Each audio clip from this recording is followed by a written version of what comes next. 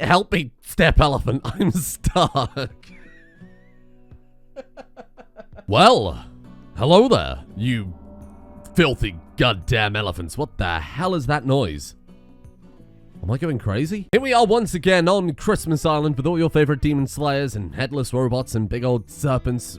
Oh my god, what the hell is going on? I had 2 days away from this and it was peace in my mind. The voices finally stopped and now it's all started coming back. But before we dive into our advent calendar for the past however many days at this point I've missed, I have some business to attend to. Firstly, I'm actually home.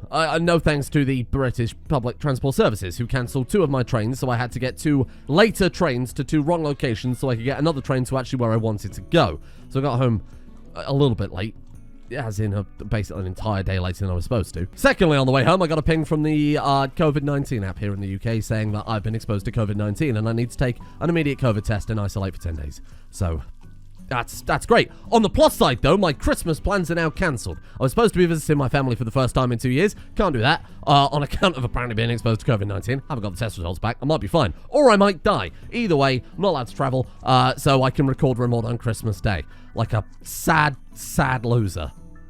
Merry Christmas, everyone. And speaking of Christmas plans falling through, how about that advent calendar, eh? So obviously I've been away for the past few days, so we're still technically on the 17th. I have no idea what day in December it is right now. What was it, like the 18th, 19th? It's the 20th.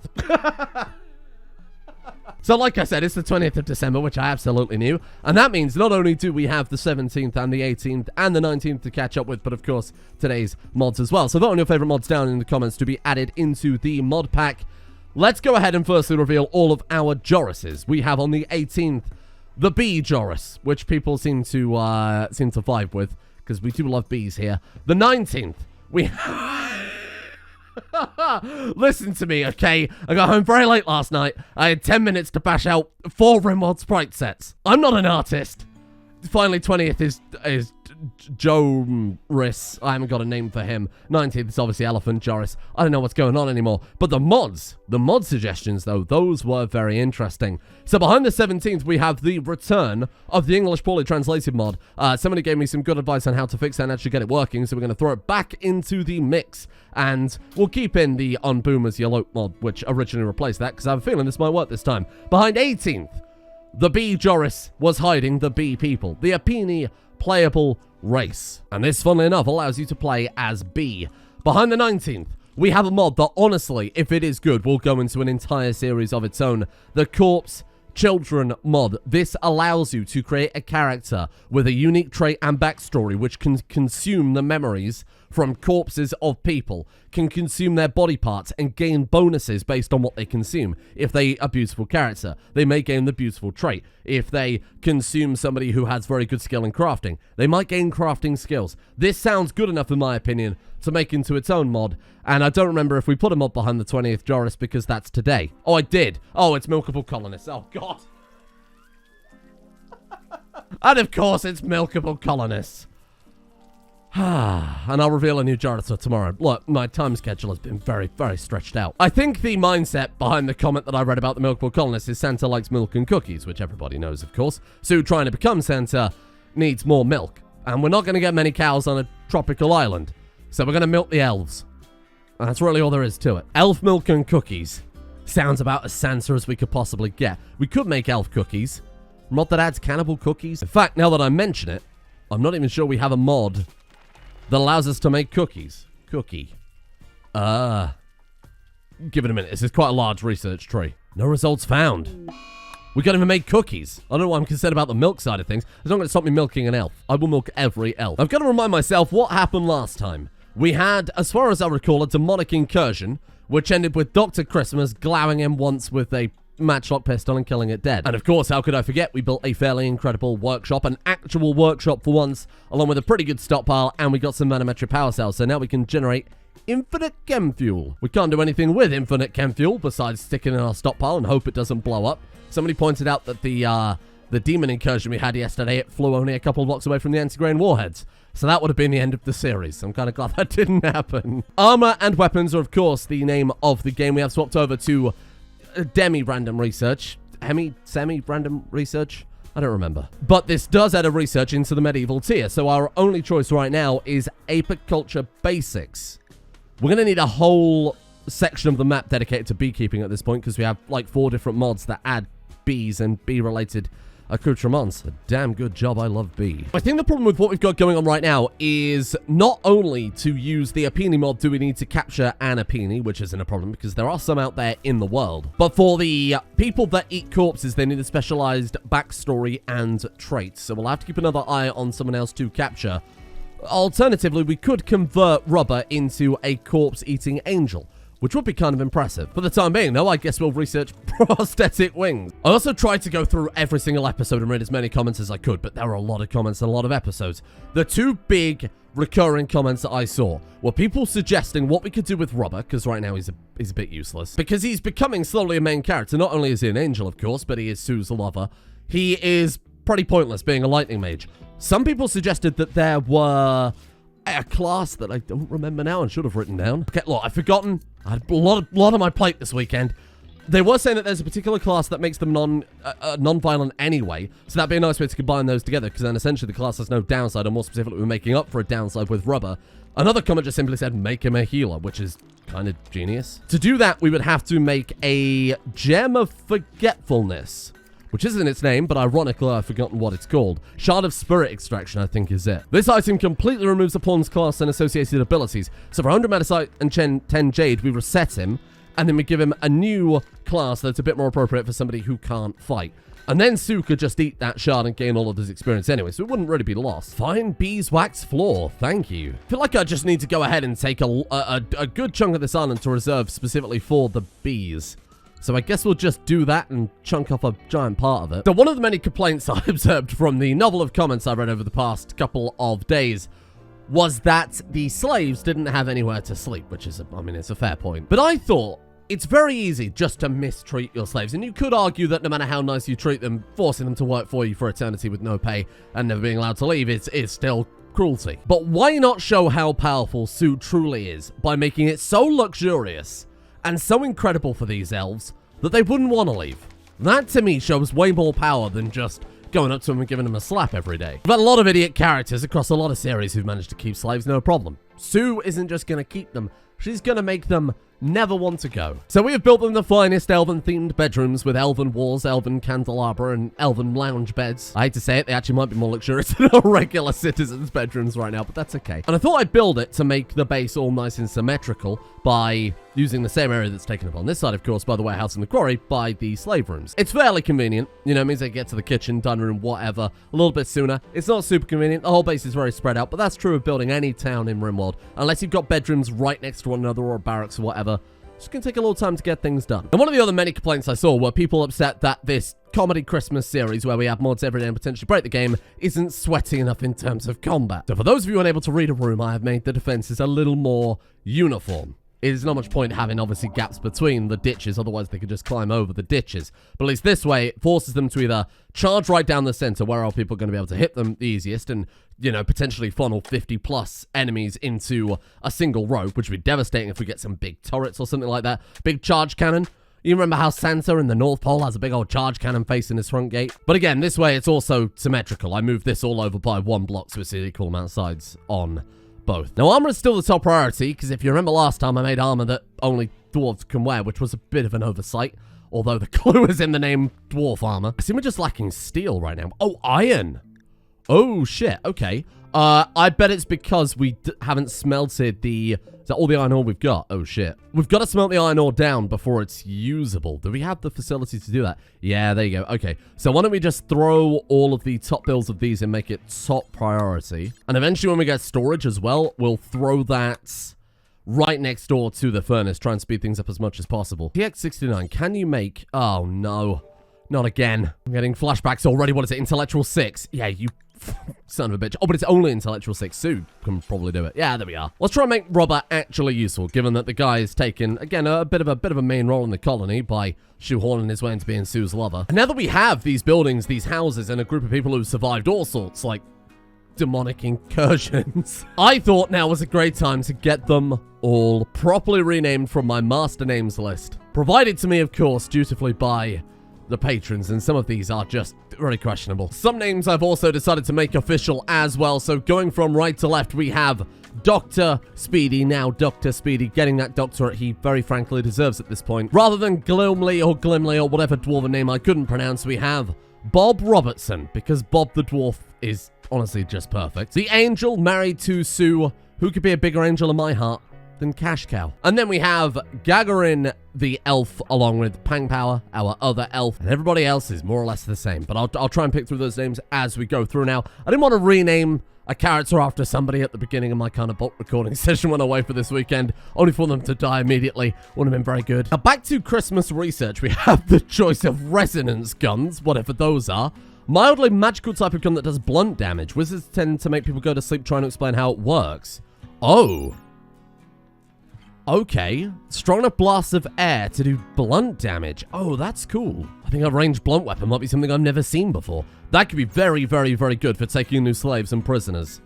So you know what? It's either that or we go for flowers. I'm gonna take the resonance gun. I can't imagine the damage is better than the flintlock, given that those flintlocks dealt with an entire incursion. But why is no one quarrying? Aye. Back to work. Ah, there you go. Actual armor. You're properly medieval. And it's also got adjustable.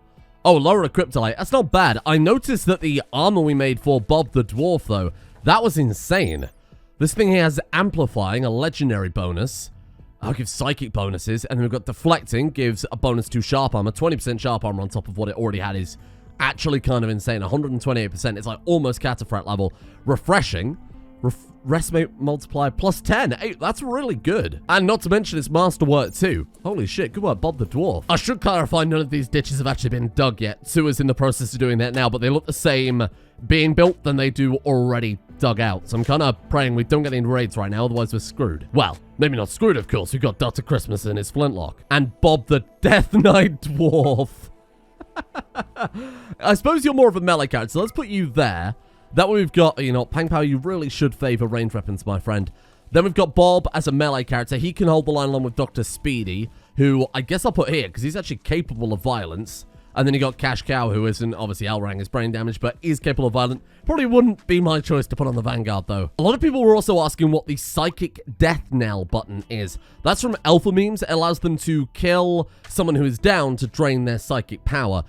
I haven't obviously done anything with that yet because none of them have psychic abilities. But even if we do it without that, it gives a healing effect and a mood boost. So I suppose if we do get any downed enemies, we can always suck them up through that. That would work super, super well with that corpse person too. We could turn one of our elves into... I mean, Bob's a Death Knight. He's also got Psychic Death Knell. We turn him into some sort of corpse Death Dwarf. I'll put that up to a public vote. I mean, if you want to do that, or we can make a whole fresh character, make it their defining thing. I think Bob the Dwarf has got enough going for him. Holy crap, that's a lot of food. I think we're probably good for food now. I hate to say it. Between the 8,000 lembas and the 2,000 rice, we probably don't need any more of that.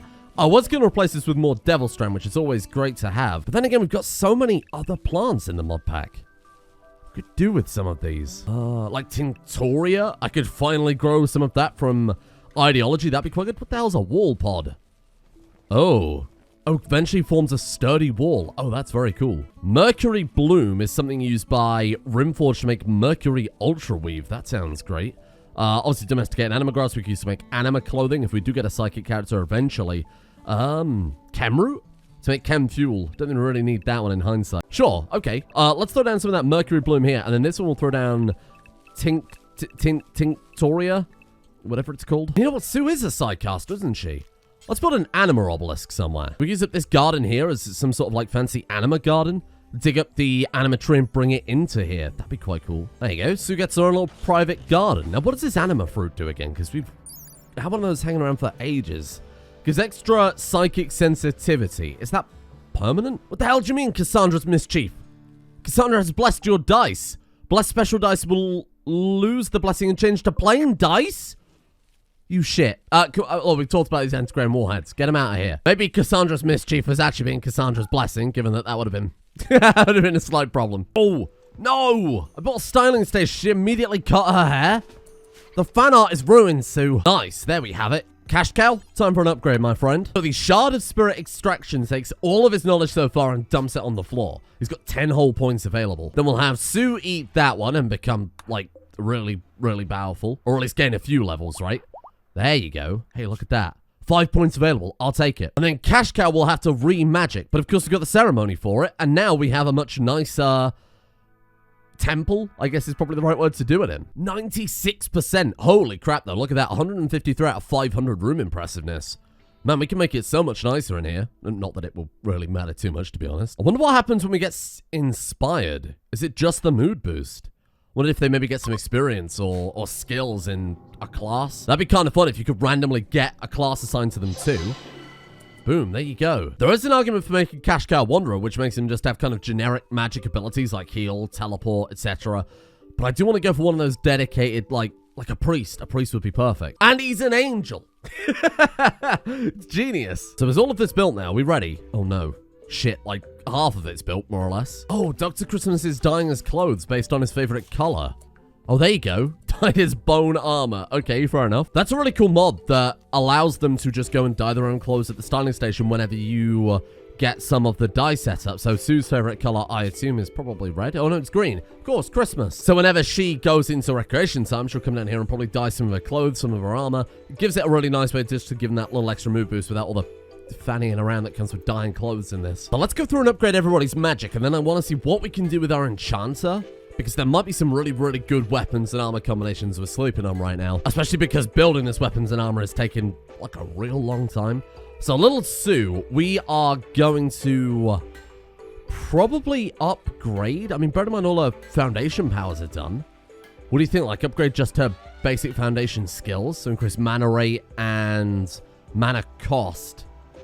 I guess we'll go with focus, because when she rerolls, she gets mana back anyway, right? So if we make it all cheaper, we can just re-roll her and then get some more powers again, which are all going to be slightly cheaper overall. So Enchanter's Stone with TX69 allows us to enchant gold or magicite at level 3 into an artifact, along with, you know, all the other base level ones as well. So we're going to go all into that. What does that do?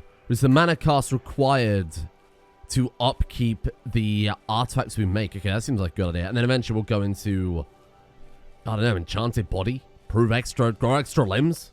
Love extra limbs. Thank God Arcadius isn't around. Increase the power of Enchant Body, Enchanted Aura. Yeah, there you go. Let's turn Enchanted Body back on. Given that we've got a lot of armor to craft, I'd rather TX69 focus on herself for a little while. Then we have Bob Robertson, the Death Knight.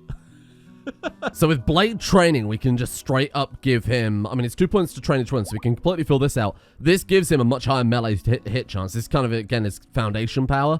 I'm going to go all in on that. So at the highest level, it gains 15 melee hit chance, higher movement, lower mental break threshold, higher pain threshold, fight faster and longer. And then we give him a little bit of body mastery as well. That's 2 points each, so 10% movement, 10% manipulation. They both give movement speed. Holy crap, they really do? You're just going to have this tiny little dwarf guy in this super heavy armor dashing at you at 50 miles an hour with giant axes. Oh, of course, how could I forget Robot Maid? Robot Maid? We can make her actual skills better. Is there one that affects teleport, heal, and summon minion? Gain versatility level 1 class improvements. Okay. So we've got 5 points in that. Heal and summon minion become better. Oh, Blink also stuns enemies around an area. We can make Robot Maid useful in combat. She teleports in, stuns them all, and teleports away. Big brain play. Give me that. Give me those levels. And item produced chem fuel. Nice. It doesn't feel very medieval, I will admit, but you know, it's quest rewards. That's the whole point of the quest, right? Ooh, gunpowder. We've already got pretty good guns. Or engineering. That unlocks advanced research benches. Oh, that'd be quite nice. Get through the research even faster still. Oh, engineering. You know, I'm something of a scientist myself. My PhD is in drawing stupid polar bears really, really fast on a very tight schedule. Oh, bee breeding. That's the first start to starting our bee empire. Said it before, I'll say it again. I think honey is a Christmassy good. Fancy jars of honey to give as gifts to people never goes off. It's a great idea. As you get supermarkets filling it with weird shit like olives. There's a special place in hell for those people. We'll just fill ours with elf milk.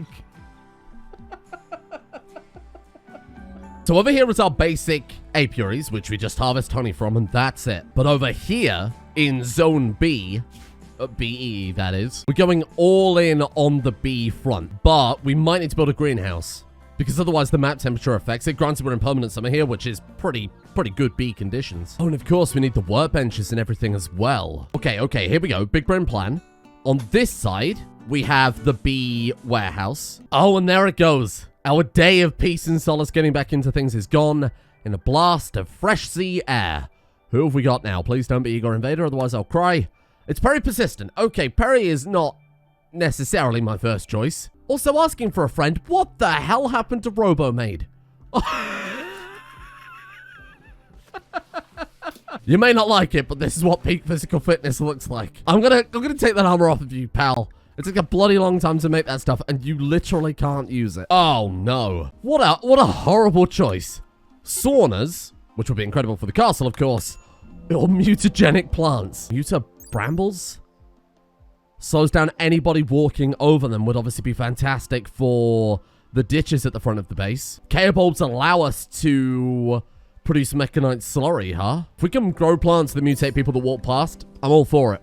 I'm sorry, saunas. It's possible to grow new and improved variants of them. I'm not so sure about that one. I feel like I'm probably going to regret this decision. And we haven't got the facilities yet to start any sort of magical crafting, but we might as well get that sorted out as soon as possible. What are we lacking? Jade and uranium. Is that it? We should throw people in the quarry a bit more. Maybe remove some of the farming points. Like, I think we're probably good for bamboo, given that we've got 8,000 of the fucking stuff. I think I'll probably turn that on off for now, for the time being. Same with Lembus. I don't think that's really necessary either. This is where it all begins. The start of being able to gift copious amounts of honey for Christmas. We need the brood chamber, and for that we need 5 beeswax, so we need to just go and get some bees. Right there. There are bees right there. In fact, could I just go select similar and chop down all the beehives? How many have we got? 4 more of that particular tree type. There you go. 8 in total. I'll take it. And then we've got cactuses with beehives on. That's brave. Another 10 of those. Oh, we're set for bees. Make kibble from bees? Holy shit. Tasty bee snack for our animals. I think I'm all right. We'll go ahead and extract from every single hive. Oh, look at this. Create a room effect tier B research. Create pawn morpher tier B research. We've got Archotech. We've got Dice of Destiny research. I want dice bees. Bees that let us roll dice randomly at the start of every episode. That would be fantastic. What the hell is this? Elves? Elves in my base walking... Oh, thank you for that. Walking freely? Ooh, textile spinning means we can make cloth, and that means we can make bookshelves to make the lab better for our good friend Dr. Speedy. Excuse me. No elves? My God, look at Bob. What a fine figure of a man. I'm sorry. Nothing personnel, kid. Oh, is that it? Bobby teleported behind them with 2 axes, and all you did was crush their kidney. I'll be honest, I'm also surprised they're not a bit more pissed off by the fact that Bob teleported behind them and crushed their kidney. Okay, Bob, stand back. Let a real warrior deal with this. Dr. Christmas, open fire. Wow, they're really actually quite friendly, aren't they? Hey, there you go. That'll do it. Goodbye, elves. Was kind of hoping we could get some prisoner. Having 1 elf of each race would be quite the collection for Santa. There you go. Finally time for some bees. Now we need is a bee colonist to do all the dedicated beekeeping by themselves. Now, if I remember correctly, to kickstart our bee Christmas economy, we need mild bees and we need temperate bees. Because we're sat here in permanent summer on our little tropical island, all we can get are the mild bees. We're going to have to send a caravan out into the world to try and collect some beehives. I assume we just need to find somewhere that's got a much lower temperature than what we've got right now. Oh, look. Feralisk-infested jungle has a temperature of 18.8. That's very, very low. Journey to get a beehive from a Feralisk-infested jungle was not really what I had planned. Oh, the armor's finished. Whoa, look at TX69. There we go. So the elves have taken the skull armor. Our main colonists have taken the plate armor with that incredible helmet, and then Sue has all of her magic gear. So we still need to make the Paragon Helm and Ancient Mail for Sue as well, but we need so much more magicite. I suppose I could force everybody to work in the quarry for a while. And of course, as soon as I set up everybody's individual outfits, we're gonna have to change it all. Thank you, Dr. Salamander. Holy shit, I just enabled hats and... Wow, that's some color scheme we got going on there, huh? I'm enjoying the bright pink skull Roomba. That's always nice. Oh God, Sue. I don't think there are any beehives here, pal. Just a bunch of giant spiders and cobwebs everywhere. Was this a sensible idea in hindsight? Well, have you taken off all your clothes, you strange woman? Yeah, I can't see a single beehive. And this is the coldest area for quite a long way. What's in here? Ah, more cobwebs. Who could have guessed? So, Temperate Forest is ideally where we want to go. Where is the closest Temperate Forest? Like right there? That's still a gigantic trek out. 1.3 days. I've got to do it. I've got to do it for the bees. Sir? Are you lost? There seems to be a Stegosaurus with a backpack. What have you got? Silver and then slave shackles. Well, all right then. Stegosaurus, meet my good friend, Dr. Christmas. Oh, come on, Dr. Christmas. I had so much faith in you after that demon incursion. Oh, he's terrible. I literally cannot hit a Stegosaurus in the ocean. Oh, shit. Oh, no. Run, Dr. Christmas. That Stegosaurus is looking for slaves, my friend, and he's after you. Why is there a green cow sleeping on my Christmas tree? Hello? Anima yaks? Okay, I mean, we'll tame them because they sound fairly exotic. Keep running, Christmas. Bring down that slave of Stegosaurus. He's done it. The madman's done it. Finished the job. Yeah, would you look at that? Dres slave shackles. Okay. They seem to hum with a strange, some might say magical energy. Okay. 15% slave suppression and minus 20% psychic sensitivity. I guess we'll add that to the slave outfit then. What they call Dres slave shackles. There you go. I mean, that was quite good because unfortunately, even if the slaves are living in luxury, and in fact, even more so if they're living in luxury, they just become more likely to rebel. I am trying to be somewhat nice to them because it is Christmas after all. It's just giving them that higher mood makes them more likely to try and escape. Which doesn't really make much sense. Well, I guess it makes sense. If they're in higher spirits, if they're feeling a bit more confident, they might want to break out. I also don't know why, but I built the slaves full beds instead of our colonists. Oh, I saw another comment from somebody saying we can make ice ones, which are apparently really, really good at the smithy. So you can. There it is. Wand of Ice. If we can make that for all of our... Do you need, like, magic for that? It gives a bonus to magic. You don't necessarily need magic for it. I would rather give that to TX69 and Dr. Christmas, I guess. What the hell is an arcane weapon? Animus. Oh, look at that. Wowee. Melee DPS and melee armor penetration is really good on these. Holy crap. There's so many. Evans Mana, Katakuri. I don't know what they... Rex Lapis?